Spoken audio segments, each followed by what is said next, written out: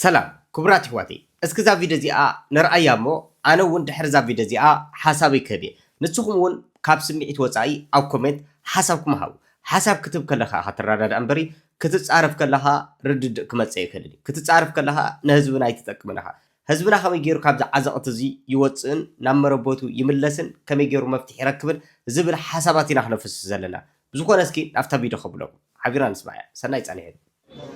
ثلاثة طابية دي مرحت طابية عمل لهم نعم مرحت طابية نقل مثنو هذه الطابية تفرطوا سسمهم تفرطوا منكم يكون هو ناس صغار من طابية بيدان تعال ما تحاول دينك ناي طابية فرا سلام طابية مرحب يعني حول مسلبنا هذا أثر هذا أثر ربنا هذا طابية ما تحيله ناوي معرفة بس كده زول مجمري أنا سو مجمري لا هذا طابية هذه أخذ ليه صار 100 شهر يا حاجة هذا طابية حمارة هي حاجة أسفلهم يأخذون ما يقول عمل هذا طابية أقله طابية فرا سلام كنت أنتم ناتك هذي እቲ ቪድዮ ከም ዝረኣኹምዎ እዞም ኣቦታትና ኣበይለኹም እቶም መራሕቲ ሰብ ጣብያ እንዳበሊኦም እቲ ገንዘብ ነቶም መራሕቲ ሰብ ጣብያ ዝውዎም ዘለዉ ሓንቲ ዶ ካብ ዓዲ ደው ኢላ ታይላትን መሲልኩም በረኸት ወደይ እቲ ትገብርዎ ዘለኹም ኣብ ስራሕ ወይ ከዓ ትገብርዎ ዘለኹም ጎስጓስ ዝገብርዎ ዘለዉ ዞም ናይ ቲክቶከራት መናእስያት ብጣዕሚ እግዚአብሔር ዕድመን ጥዕናን ይሃቦም ግን ከኣን ሓደራኹም እዚ ገንዘብ እዚ ባዕልኹም ከይድኩም ነቲ ህዝቢ ሃብዎ ናብቶም መራሕቲ ጣብያ ከይተረክብዎ ኢላ ደውላት ለይ ስግኣታ ማለት እዩ ኣይገርመኩን ኣጋጣም ዛ ቪድዮ እዚ ኣብ ስራሕዋ ደሞ ገሪሙኒ ኣበይለኹም ሰብ ጣብያ ኢልኩም ነቶም ሰብ ጣብያ ገንዘብ ትውዎም ኣለኹም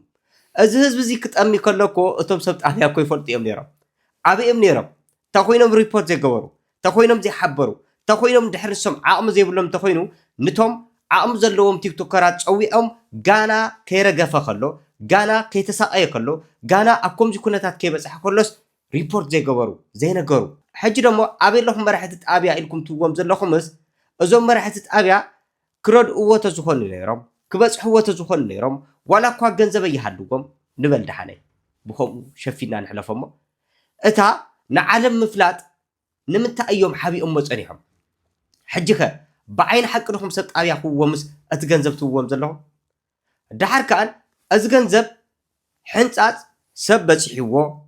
ተረዲኦም ኡይ ተባሂሉስ ምስ ተወደአኹም ነቶም ሰብ ጣብያ ትገንዘብ ትውዎም ዘለኹም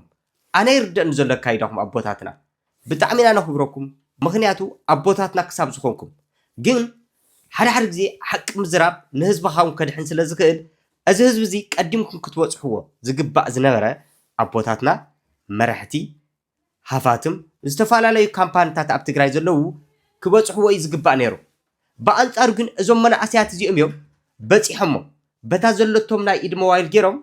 ዓለም ነዚ ህዝቢ እዚ ከም ዝሰምዕ ገይሮሞ ድሓር ከኣን ህዝቢ ሕንፃፅ እቲ ህዝቢ ምስ በፅሖ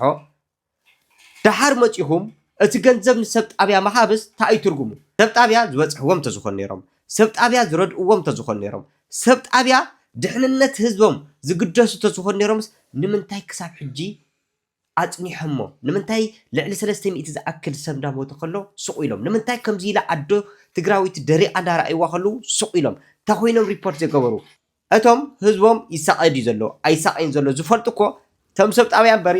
እዞም ቲክቶከራት ኣይኮነን እዞም ቲክቶከራት ከይዶም ተዘይበፅሕዎ ሰብ ጣብያ ከምዚ ገይሮም ሪፖርት ምገበሩ ትብሉ በጃኹም ተክኢልኩም እቲ ገንዘብ ኣብ ኢድ ህዝቢ ሃብዎ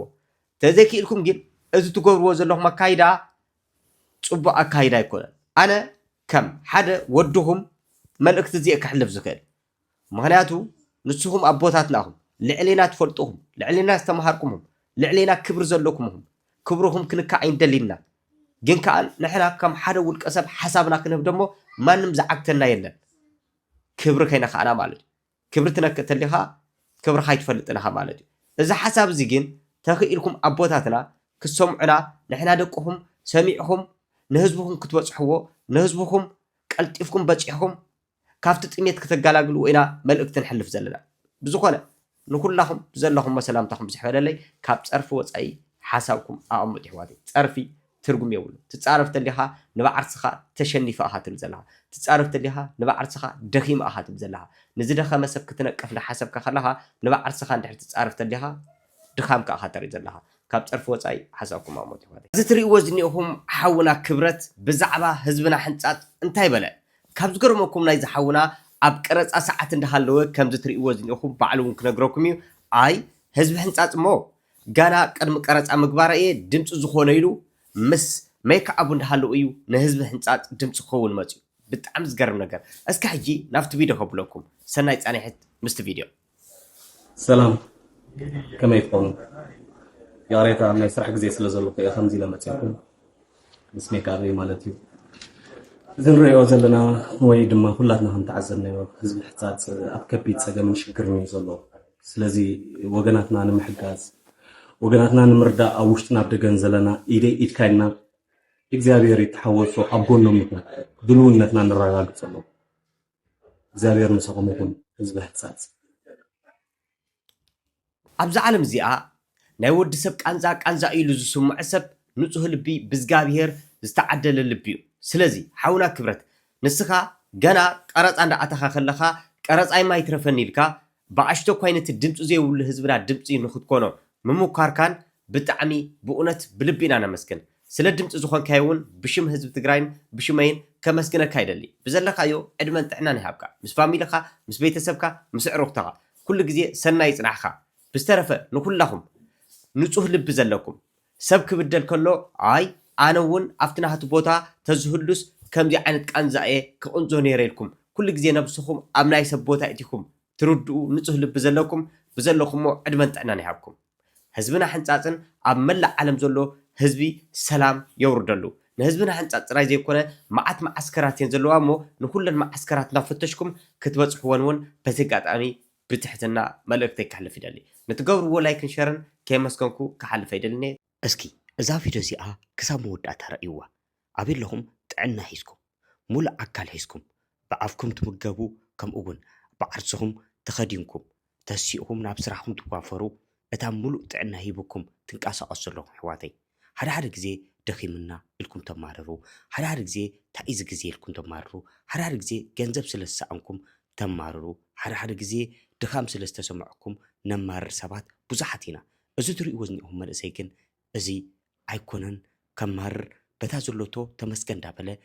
ምግቢ ንክምገብ እውን በዚ ትርእይዎ ዝኒኦኹም ስሪንጋ ገይሩ እዩ ዝምገብ የሕዋተይ በጃኹም ንኸምዚኦም ዝበሉ ጸሎት እንዳገበርና ካብቲ ዘለዎም ነገራት ወፂኦም ናብ ንቡር ሂወቶም ክምለሱ ጸሎት ንግበረሎም ኣብኡ ደሞ ንሕና እቶም ሙሉእ ጥዕና ሒዝና ንቀሳቀስ ዘለና በቲ ዘለና ፀጋታት ኣስተማቂርና ንእግዚኣብሔርና ከነመስግኖ በዚ ኣጋጣሚ መልእክቲ ክሕልፈልኩም ይደሊ ይሕዋተይ ልዕሊ ጥዕና ኣብዚ ዓለም እዚ የለን ጥዕና እንተልዩ ኩሉ ነገር ኣሎ ምክንያቱ ብዘይ ጥዕና ካሊእ ነገር ክመፅእ ስለ ዘይክእል ጥዕና እንተልዩ ግን ክሰርሕ ትኽእል ኢኻ ጥዕና እንተልዩ ክትወፅእ ትኽእል ኢኻ ክትበልዕ ትኽእል ኢኻ ባዕልኻ እውን ክትክደንን ክትስእን ትኽእል ኢኻ ሰብ ከየላዕለካ እቲ ዝከፍአ ኣብ ኢድ ሰብ ምውዳዑ እዩ ስለዚ ኣብ ኢድ ሰበይ ተውድኦ ንፈጣሪ እዛ ሂብካኒ ኢኻ ጥዕና ሓልወለ ኢልኩም ኩሉ ግዜ ጸሎት ክትገብሩ በዚ ኣጋጣሚ መልእክተይ ከሕልፈልኩም ደሊ ነዚ ሓውናን ከምዚ ዝበሉ ኣሕዋትናን ግን ጸሎት የልዮም ስለ ዝኾነ ብዘለኹም ኩላኹም ጸሎት ግበርሎም ጸሎትና ኣይንረስዕ